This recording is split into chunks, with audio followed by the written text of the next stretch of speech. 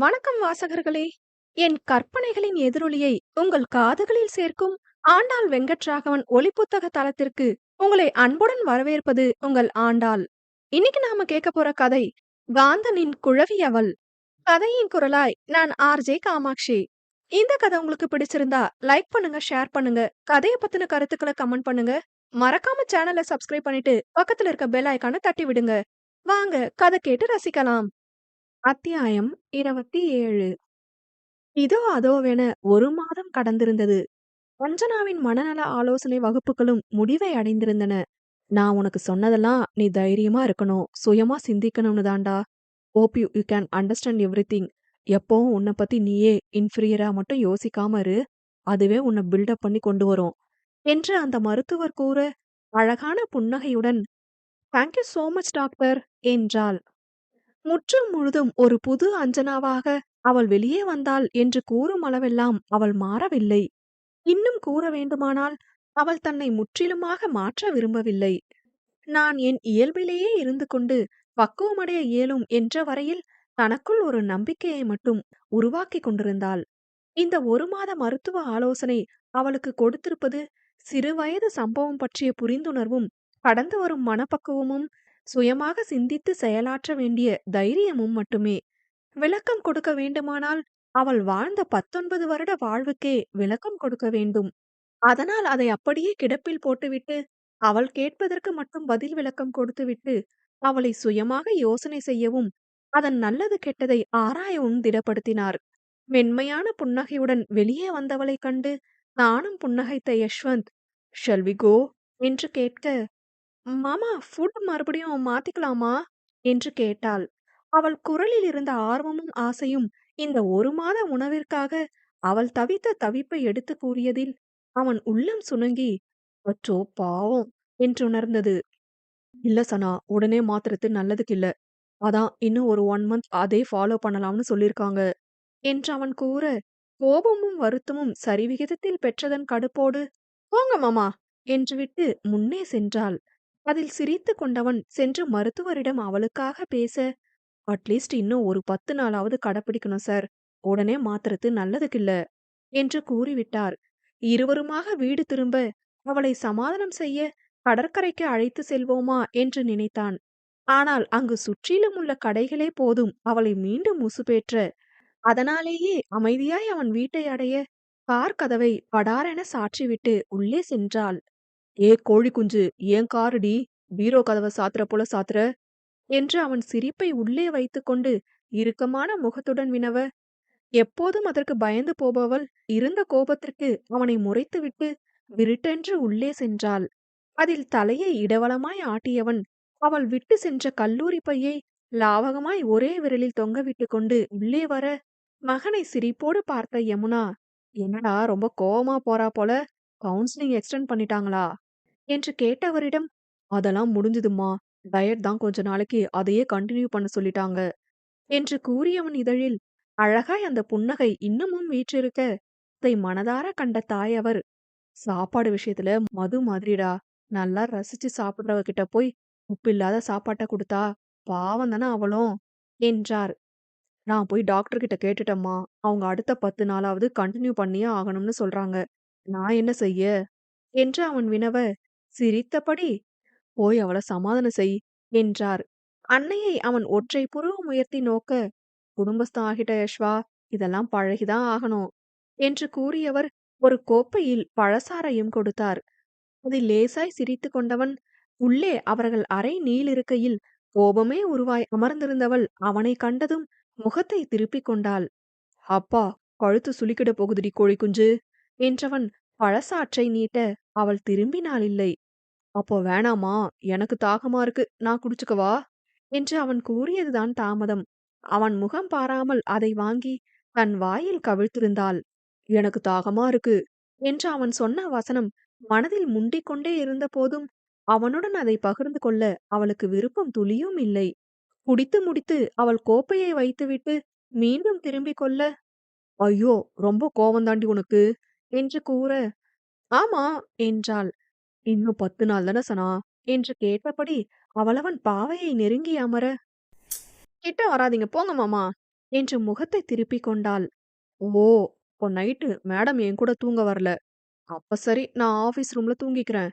என்று விட்டு அவன் எழ, அப்போதும் முகத்தை வீராப்பாய் வைத்துக் கொண்டாள். இரவு உணவை கடினப்பட்டு விருப்பமே இன்றி உண்டு முடித்து அவள் மேலே சென்றிட, அறைக்குள் நுழைந்தவன் அவளை திரும்பியும் பாராமல், வேலையறை கதவு வரை சென்றவன் அவளை திரும்பி பார்த்து பளிச்சென்ற புன்னகையுடன், குட் நைட் ஸ்வீட்டி என்று கூறிவிட்டு சென்றான். என்ன உண்மையிலே போயிட்டாரு என்ற எண்ணத்துடன் பே என்று விழித்தவள் அறையை சுற்றி முற்றி பார்த்தாள். ஏன், நீங்க இல்லாம நான் தூங்குனது இல்லையா என்ன என்று எண்ணிக்கொண்டு கட்டிலில் விழுந்தவளது அலைபேசி ஒலித்தது. அதில் பதறிக்கொண்டு எழுந்தவள் யஷ்வந்த் அழைத்திருப்பதைக் கண்டு அழைப்பை ஏற்க, சனா, லைட் ஆஃப் பண்ணிட்டு தூங்கு, கரண்ட் வேஸ்ட் பண்ணாத, பயமா இருந்தா சொல்லு என்றான். முதல் வாக்கியத்தில் நிஜமாய் பயம் எழுந்த போதும் அவன் அவ்வாறு கேட்கவும் மீண்டும் கோபம் கொண்டவள், எனக்கென்ன பயம், அதெல்லாம் ஆஃப் பண்ணதான் வந்த மாமா என்றாள். ஓ, ஓகே ஓகே. அப்புறம் சனா, நைட் லேம்ப் உடைஞ்சு போச்சு, நாளைக்கு மார்னிங் தான் மாத்தணும், உனக்கு பயமா இருந்தா சொல்லு என்று இழுத்து நெளித்து அவன் கூற, அதெல்லாம் எனக்கு எந்த பயமும் இல்ல, வைங்க நான் தூங்கணும் என்று அழைப்பை துண்டித்தாள். சென்று விளக்கை அணைக்கவும் இருளின் நிறத்தை சுவற்றில் பூசிக் கொண்டிருந்த அவ்வறை மேலும் இருள் சூழ்ந்து மிரட்டியது. சட்டென மீண்டும் விளக்கை போட்டவள் மிரட்சியாய் அறையை நோக்க, உள்ளே படுத்துக்கொண்டு இவளின் சேட்டைகளை உணர்ந்தவன் சிரித்து கொண்டான். என்ன இவ்ளோ இருட்டா இருக்கு, நான் எப்படி தூங்குவேன் என்றவள் பாவமாய் முகத்தை வைத்துக்கொண்டு விளக்கை அணைத்து கண்களை இறுக மூடிக்கொண்டு கட்டிலில் பொத்தென விழுந்தாள். கண்ணை திறந்தால்தானே எதையும் கண்டு அஞ்ச வேண்டும் என்று எண்ணியவள் கண்களை இறுக மூடிக்கொள்ள, உள்ளே அவன் கணினியை எடுத்து வைக்கும் சத்தமெல்லாம் கேட்டு அவளுக்கு கிடுகிடுத்தது. அப்போதுதான் என்றென்றோ பார்த்த பேய் உருவ படங்கள் எல்லாம் நினைவில் வந்து அவளை வேண்டுமென்றே படுத்தியது. ஐயோ கடவுளே என்று தலையணையை இறுக பற்றிக் கொள்ள, அவள் கையை அசைத்த நேரம் அவளது கண்ணாடி வளையல்களே கலகலவென்று பயமுறுத்தியது. மான ரோஷம்லாம் எதுக்கு அஞ்சு உனக்கு என்று ஒரு பக்கம் மனசாட்சி உந்தியது.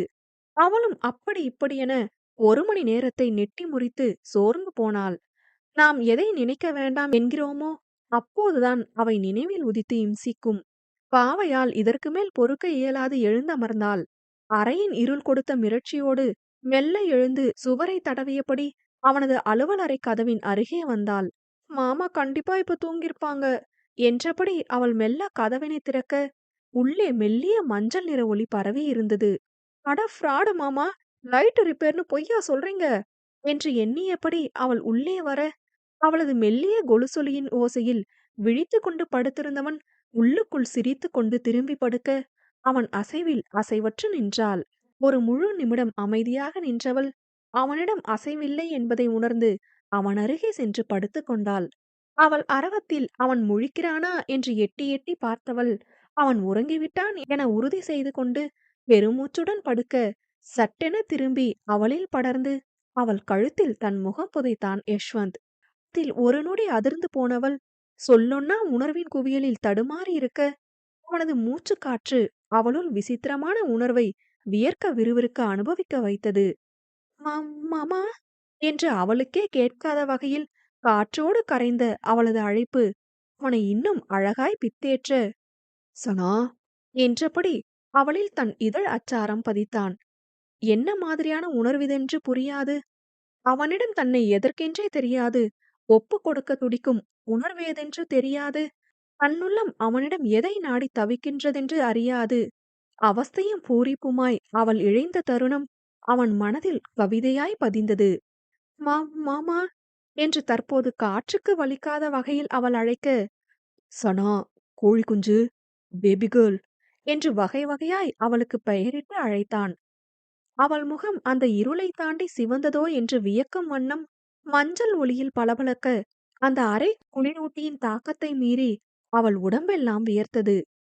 எப்போதும் அவள் அணியும் இரவு சட்டைக்கும் பைஜாமா கால் சட்டைக்கும் இடைப்பட்ட பகுதியில் இழையோடிய அவள் இடையை வளைத்து பற்றி கொண்டவன், நான் யாரு சனா உனக்கு என்று கேட்க, அவளிடம் அதே திணறலான அழைப்புதான். சனா டெல்மி என்று அவள் காதோரம் அவன் கிசுகிசுக்க, நேரம் கட்டில் நுனியை பற்றியிருந்த அவள் கரம் மேலெழும்பி அவன் புஜங்களை இறுக பற்றி கொண்டன. பேபி டெல்மி என்று மீண்டும் அவன் அழுத்தமாய் அழைக்க, தன்னுள் இழந்த உந்துதலில் எம்பி அவன் இதழை முற்றுகையிட்டிருந்தாள் பெண். திருமண வாழ்வு காதலால் கட்டமைக்கப்பட்டதா, காமத்தால் கட்டமைக்கப்பட்டதா என்று வரையறுக்க இயலாத கேள்விக்கான ஒற்றை பதிலாய் அம்முத்தம் விளங்கியதோ, காதலின்றி காமுறுதலும் இல்லை, காமமின்றி காதலுற்றலும் இல்லை. அவள் இதழ் தீண்டலை ஏற்று அரவணைத்து நிமிர்ந்தவன் படபடக்கும் அவள் இமைகள் கண்டு நெற்றி முட்டி குட் நைட் என்று கிசுகிசுப்போடு அவளுக்கு மறுபுறம் இறங்கி படுத்தான். தற்போது வரை நடந்தவை என்ன? அவை உணர்த்திய பொருள் என்ன? தான் உணர்ந்த உணர்வென்ன? என்ற குழப்பமான நிலையில் திக்கற்று திணறிய சிறியவளின் மனம் வேட்கையில் தவித்தது. அதை தவிக்க செய்திருந்தவனோ அமைதியாய் அவளருகே குறும்பு புன்னகையுடன் கண்மூடினான். விழியோரம் நீர்மணிகள் பொங்கி வழிய நெஞ்சமெங்கும் படபடப்பும் பூரிப்பும் நாணமும் உவகையும் பொங்கி பெருகியது. கண்ணீர் சோகத்துல மட்டுமே வர உணர்வில்ல சனா என என்றோ யஷ்வந்த் கூறிய வார்த்தைகள் அவள் மனதில் தோன்ற அவள் அவனை இறுக அணைத்து கொண்டு ஆ அழுக சோகத்துல மட்டும் வரும் உணர்வில்ல மாமா என்று திணறலோடு கூறினாள். அவள் உதிர்த்த வார்த்தைகளில் அவள் புறம் திரும்பியவன் சிவந்து நாணி மலர்ந்திருந்தவள் முகத்தில் மினுமினுத்த கண்ணீர் கண்டு அதை தன் இதழ் கொண்டு துடைத்து படுடா என்க இனி எங்க தூங்க என்று பெருமூச்சொன்றை வெளியிட்டாள்.